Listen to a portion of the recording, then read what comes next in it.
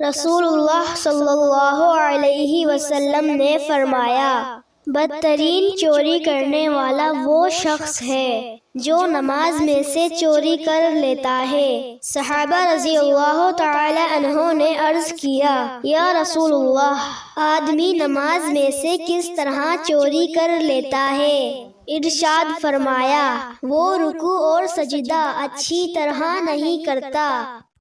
فرمان مصطفیٰ صلی اللہ علیہ وسلم، سن لو، جنت خلاف نفس کام کرنے سے حاصل ہوگی اور دوزخ میں لوگ خواہشات پر عمل کرنے کی وجہ سے جائیں گے۔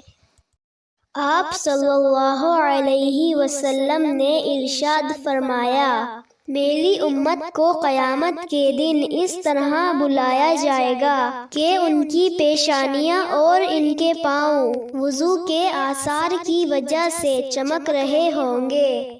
آپ صلی اللہ علیہ وسلم نے ارشاد فرمایا، امیری یہ نہیں کہ سامان زیادہ ہو، بلکہ امیری یہ ہے کہ دل غنی ہو۔